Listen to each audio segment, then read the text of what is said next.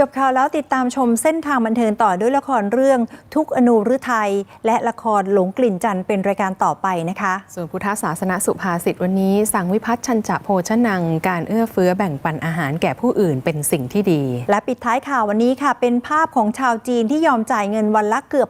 8,000 บาทเพื่อฝึกรับมือกับพายุในสถานการณ์จำลองแบบสมจริงที่ศูนย์ฝึกอบรมจำลองเหตุภัยพิบัติในเมืองหังโจวเพื่อให้พร้อมรับมือต่อภัยธรรมชาติต่างๆที่นับวันจะรุนแรงและก็ถี่มากขึ้นนะคะสวัสดีค่ะสวัสดีค่ะ